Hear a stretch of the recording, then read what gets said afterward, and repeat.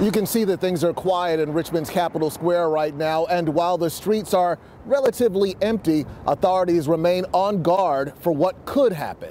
Precautions are plentiful, including barriers, boarded up windows, and bolstered reinforcement numbers. In the name of safety, officials allowed no permitted events on the Capitol grounds Monday when gun rights activists hold their annual event as part of Lobby Day. Last year, some 22,000 people showed up, but this year, organizers were forced to shift formats. That meant using a car caravan to express their support for gun rights, while small crowds, some heavily armed, would cheer the cars on and walk through closed downtown streets carrying their pro-gun message. Sometimes life throws curveballs at you, so you got to take it as it comes. And like I was saying before, you know, there's always other ways to accomplish your goals. It was still wrong because we had this plan, you know, months in advance. It's planned every year. I don't think anything's going to happen. I think it's going to be a peaceful day today, and I think it's going to be peaceful on Wednesday. How can you be so sure?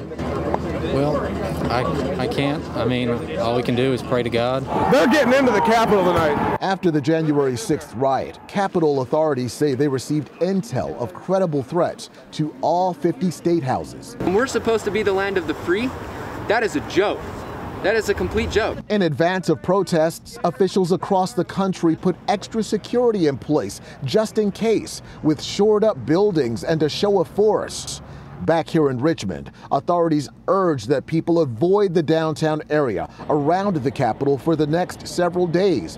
One woman who says she's a native of another country offers her a strong word of advice. Stop the violence. It's not good for you because I'm coming in another country. That's why violence and protesting, that's what's running our country. Stop violence.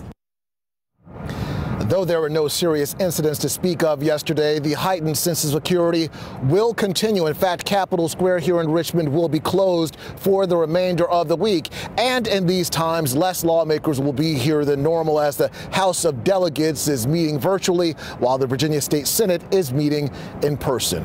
Gordon. Well, Eric, this event has been held for years and there haven't been any problems with it, but this year is very different.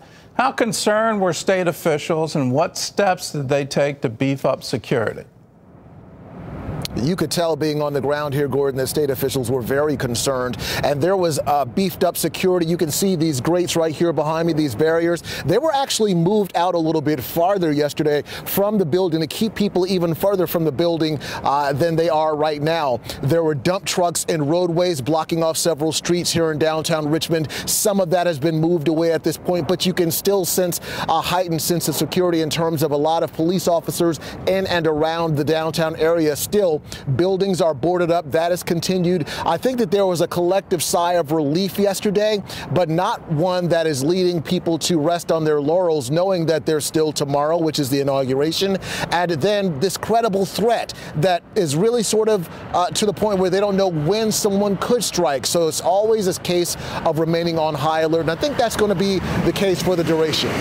Well, tell us what the plans are going forward, because if there is a credible threat, then at what point in time does that threat get removed? Well, that's the $100 million question. When can we sort of relax a little bit and say it's okay for people to resume normal? And I think that sense of normalcy is going to take some time. I think that you're going to find authorities urging people, as they have here in downtown Richmond, to stay away from the downtown area if they can. As it stands right now, Gordon, think about it. Most people are working from home because of the pandemic anyway. So in some ways, it's helpful that folks aren't coming down here the way that they normally would. But when you talk about getting back to normal all the way around, we have a long way to go in these times. And I don't think that we're going to see that anytime soon. Well, Eric, thanks for the report, and for everyone at home, please be in prayer. Later in the program, we're going to be praying for the incoming administration. We're going to be praying for the peace of Washington, D.C., and praying for the peace in every single state capital. We need to pray for peace, because in that peace, we will all have